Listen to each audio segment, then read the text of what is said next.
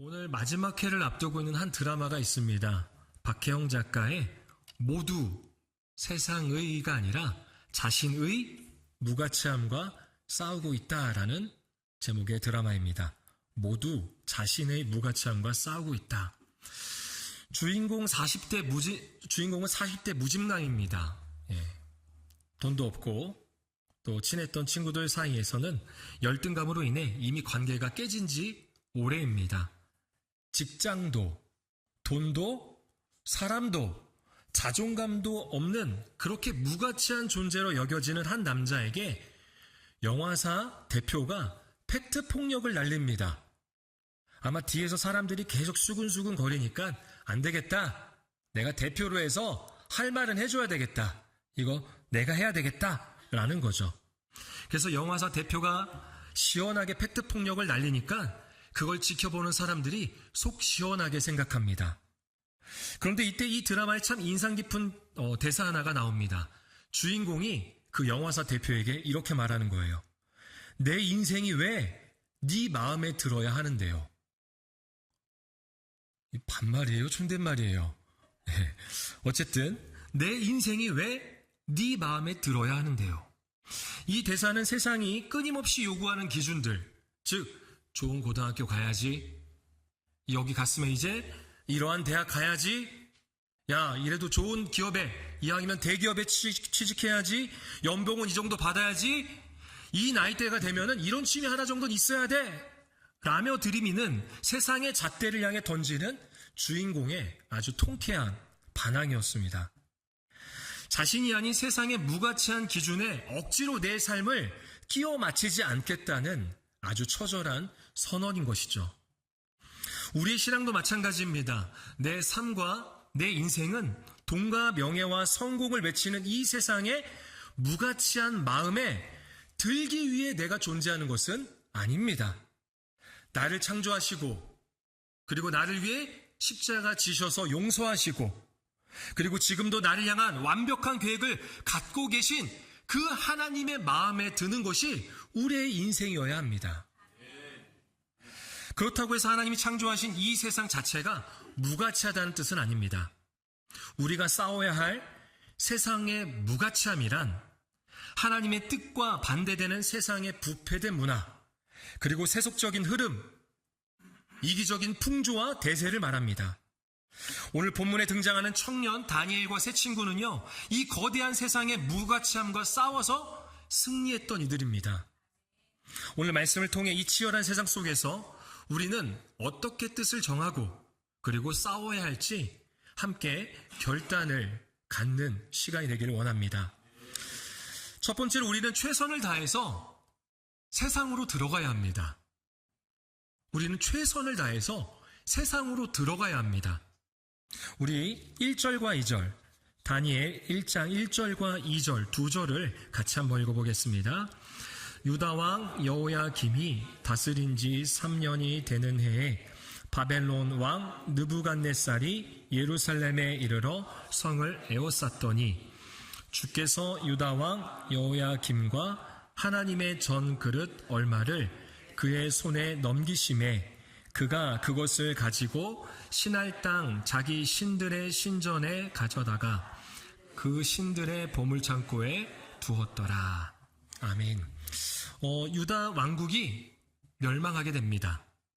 다니엘과 그리고 세 친구는요, 가장 악하고 거대한 제국 바벨론의 포로로 끌려갑니다. 그들은 나라를 잃었고요, 그리고 자유를 빼앗겼습니다. 그런데 이 모든 상황은 유다 왕국이 바벨론보다 약해서 된 것이 아닙니다. 또는 바벨론이 하나님보다 강해서도 아닙니다. 하나님이 유다를 바벨론에 넘기셨습니다.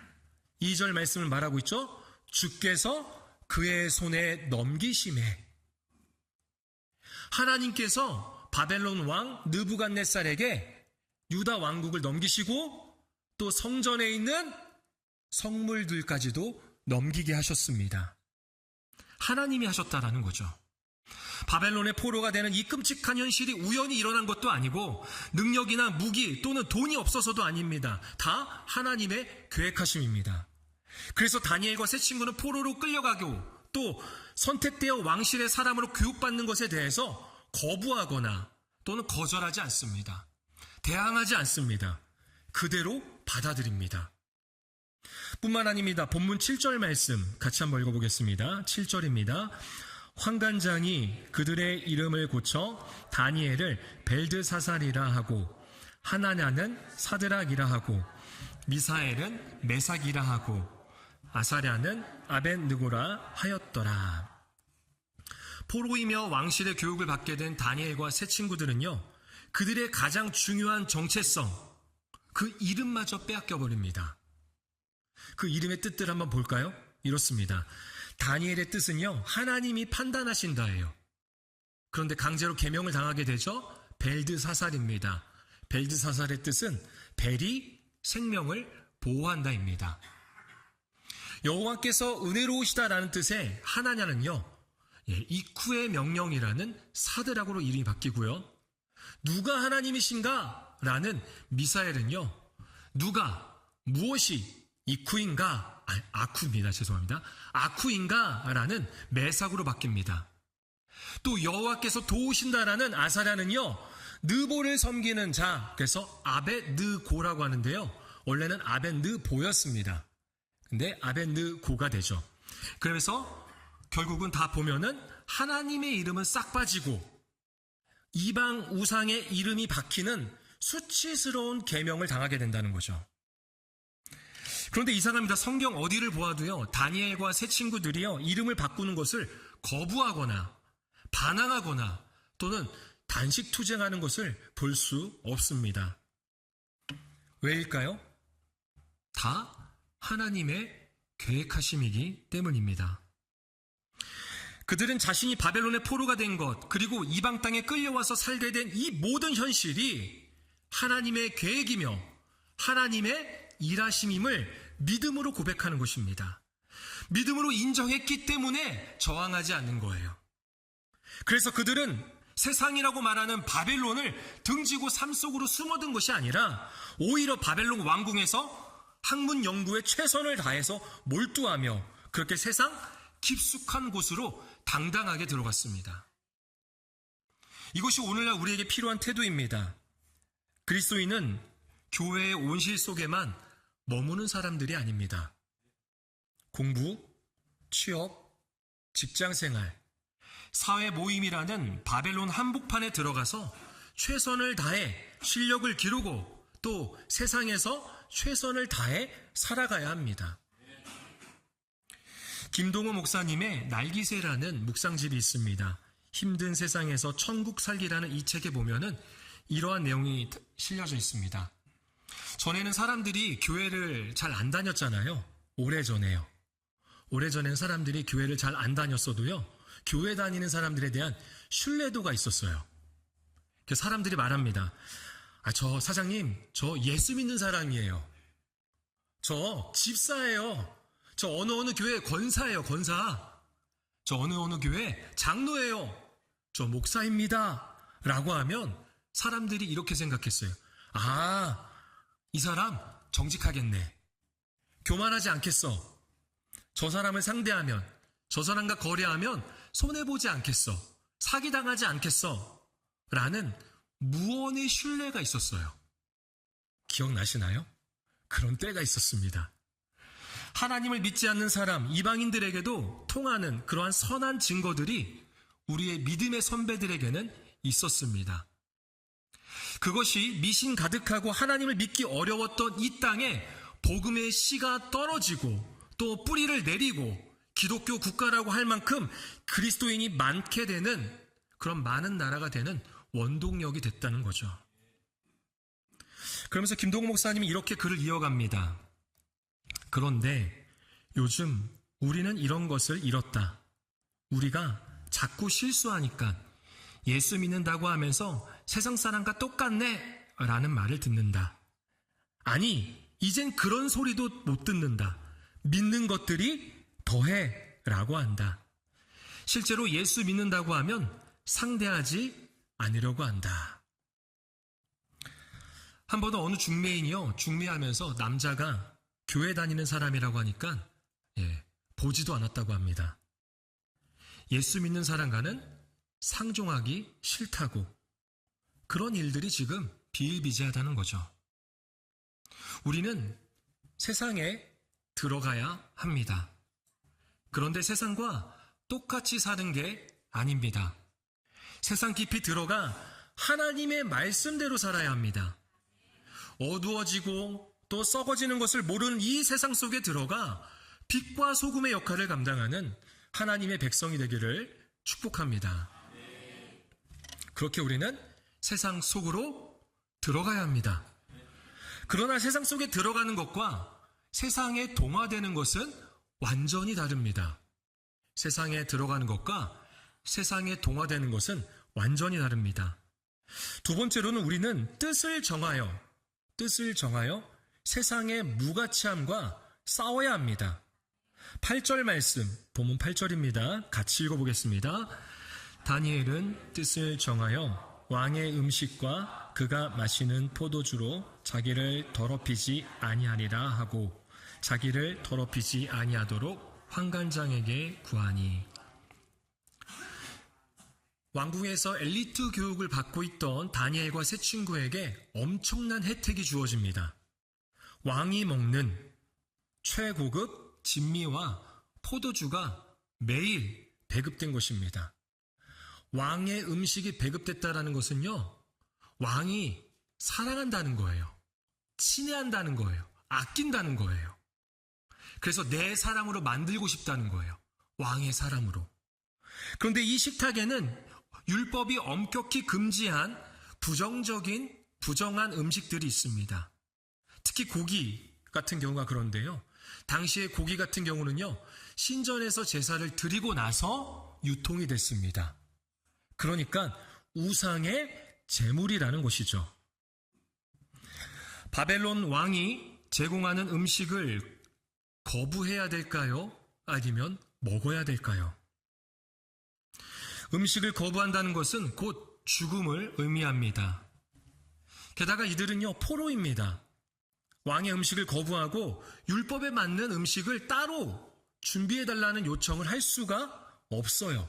그런 자격이 되지 않아요. 그들은 포로거든요. 이때 세상의 무가치함과 타협하기 딱 좋은 핑계가 있죠. 하나님, 포로 신부인데 어쩔 수 없잖아요. 일단 먹고 살아야 되잖아요. 제가 잘 먹고 하나님도 예배하고 또 여기도 잘 따를게요. 라고 하는 세상과의 타협이 일어나는 것입니다. 다시 말해 세상의 무가치함도 따르고 하나님도 따르는 그러한 타협이 일어난다는 것이죠. 우리의 삶 속에서도 이러한 타협이 무수히 많이 일어나지 않습니까? 또 이러한 시험들이 우리 앞에 놓여져 있기도 하죠. 하지만 다니엘은 신앙의 결단으로 선포합니다. 아까 8절 말씀처럼 다니엘은 뜻을 정하여 왕의 음식과 그가 마시는 포도주로 자기를 더럽히지 아니하리라 하고, 다니엘은 목숨을 내걸고 뜻을 정했습니다. 뜻을 정했다라는 것은 거대한 제국 문화 그리고 세상의 화려한 풍조와 대세를 따르지 않겠다는 목숨을 건 결단입니다. 이러한 결단이 이젠 우리에게도 있어야 됩니다. 재미난 일화가 있습니다.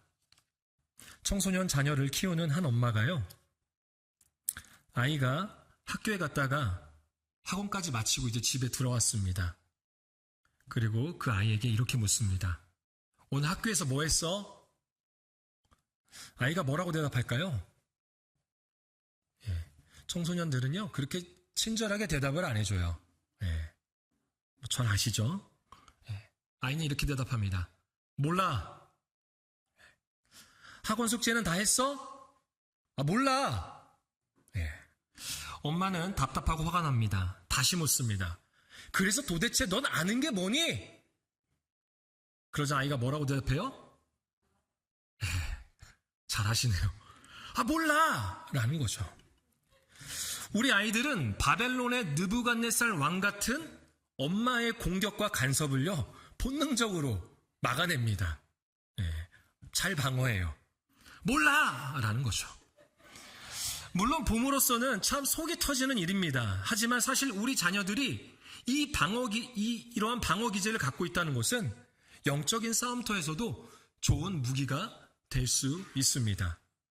다니엘은 왕의 음식 앞에서 세상을 향해서 철저히 말합니다. 나는 그런 거 몰라요. 그런 거 안 해요. 라는 거죠. 세상의 쾌락이 유혹할 때 남을 짓밟고 올라서야 성공한다는 세상의 무가치한 가치관이 다가올 때 우리 청소년과 청년 세대와 더 나아가 우리 모두가 세상의 무가치함을 향해서 철저히 말할 수 있어야 합니다. 난 그런 거 몰라요. 하나님의 뜻이, 하나님의 말씀이 아니라면 난 몰라요. 난 안 해요. 난 원하지 않습니다. 라는 이 믿음의 고백이 있기를 축복합니다. 여러분, 진짜 믿음과 가짜 믿음이 바로 이렇게 시험을 통해서 나타납니다. 진짜 믿음과 가짜 믿음. 가짜 믿음은요, 세상의 무가치함을 하나님보다 더 중요하다고, 때로는 더 필요하다고 여기는 것입니다. 세상의 무가치함을 하나님보다 더 필요하다고 여기는 거예요. 오해하시면 안 됩니다. 성공하는 것, 돈 많이 버는 것, 사람들로부터 인정받는 것, 이것은 무가치한 게 아니에요. 가치 있는 것입니다.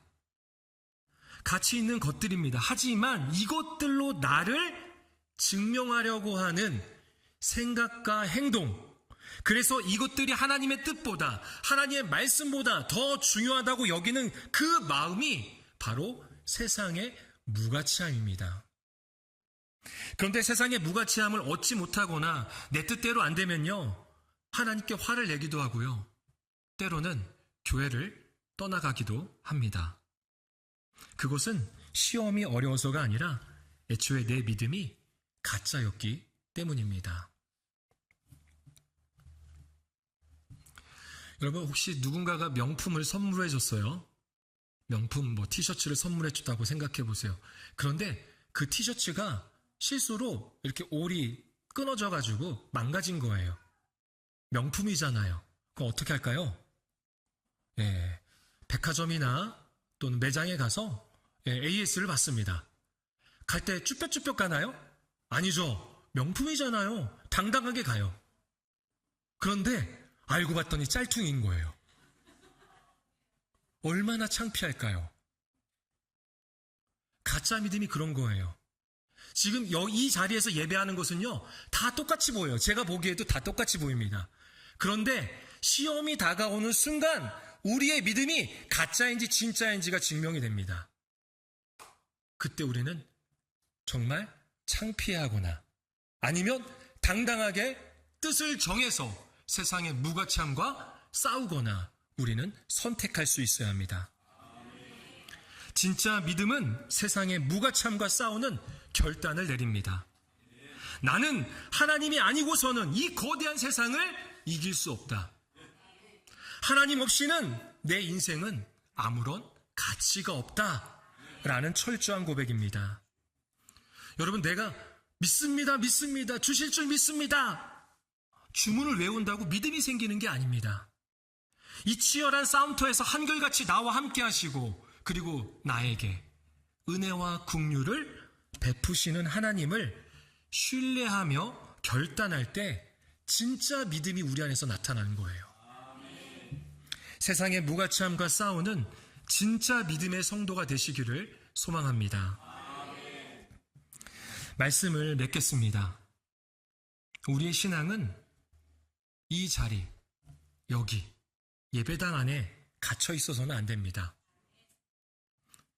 이 예배가 마치고 나가는 순간부터 또는 내일 아침부터 시작되는 우리의 학교, 직장, 또 세상 속의 사람들과의 만남, 그 자리로 들어가야 합니다. 그러나 동시에 세상의 무가치함에 물들어서는 안 됩니다. 오히려 믿음으로 결단하며 세상의 무가치함과 싸워야 합니다. 그런데 여러분, 우리가 싸워야 할 가장 큰 세상의 무가치함은 어디에 있을까요? 우리가 싸워야 할 세상의 무가치함, 가장 큰 세상의 무가치함은 어디에 있을까요?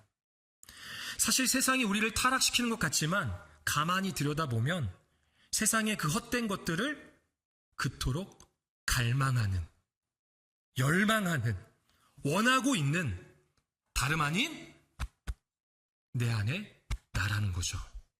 나의 죄된 본성입니다. 즉, 내가 싸워야 할 대상은 밖이 아니라 세상의 무가치함을 쫓고 있는 내 안에 나입니다. 시인과 촌장을 기억하십니까? 시인과 촌장. 이렇게 보니까 기억하시는 세대도 있고 전혀 모르는 세대도 있을 것 같아요.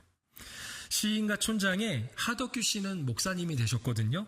하덕규 목사님이 한 월간지에서 이런 고백을 합니다.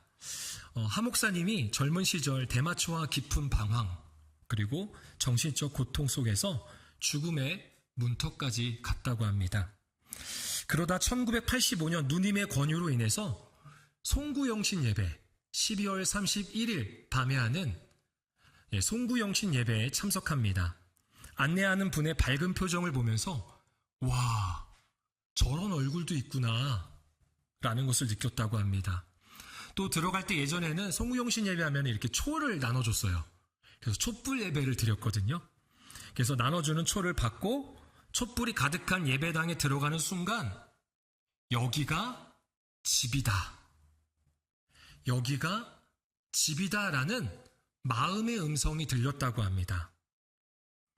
그리고는 속에서 무언가 울컥 올라오더랍니다. 그때부터 예배 시간 내내 구석에 앉아서 울었다고 합니다. 계속 눈물이 쏟아졌답니다. 눈물을 주체하지 못하고 회개하며 방황을 멈추게 해달라고 기도했답니다. 저를 살려주세요. 제발 제가 사람답게 살게 해주세요. 라고 기도했답니다. 그렇게 그날 주님께 삶을 완전히 드렸다고 합니다. 그리고 나서 함춘호 씨와 함께 음반 작업을 했는데 2년 뒤 모든 방황의 날들을 떠나보내는 음반을 발매합니다. 그 음반의 제목은요, 숲이었습니다. 숲. 그리고 숲이라는 앨범의 첫 번째 곡이 우리가 잘 아는 가시나무입니다. 가시나무의 가사는 이렇습니다. 내 속엔 내가 너무도 많아 당신의 쉴 곳 없네. 내 속에 헛된 바램들로 당신의 편할 곳 없네. 쉴 곳을 찾아 지쳐 날아온 어린 새들도 가시에 찔려 날아가고 바람만 불면 외롭고 또 괴로워 슬픈 노래를 부르던 날이 많았는데 내 속엔 내가 이길 수 없는 슬픔 무성한 가시나무 숲 같네. 맞습니다. 우리 안에는 우리가 너무 많아요. 내 안에는 내가 너무 많습니다. 내 안에는 세상을 향한 헛된 바램이 독을 품은 가시처럼 무성하게 자라나 있습니다. 나 스스로는 이것을 이길 수 없음을 깨닫는 것, 그래서 내 안에 가시나무를 뽑아내고 온전히 주님의 은혜와 긍휼을 구하는 것, 그것이 바로 진짜 믿음입니다. 여러분, 우리는 세상의 무가치함과 싸워야 합니다. 아니, 이 세상의 무가치함을 쫓고 따라가려는 내 안에 나와 싸워야 합니다. 하지만 나 스스로는 나를 이길 수가 없어요. 하나님의 은혜와 긍휼이 필요합니다. 우리가 작은 믿음일지라도 뜻을 정하고 결단하며 나아갈 때 우리와 함께 하시며 당신의 은혜와 긍휼을 우리에게 얻게 하실 줄로 믿습니다. 그러니 무너졌어도 또 잠깐 패배했어도 다시 일어설 힘과 의욕도 느끼지 못해도 다시 하나님을 의지하며 결단하는 저와 여러분이 되기를 소망합니다. 그렇게 진짜 믿음이 우리 안에서 나타나 세상의 무가치함 또는 그 무가치함을 쫓는 나와 싸워 승리하는 삶을 살아가는 하나님의 백성이 되기를 축원합니다.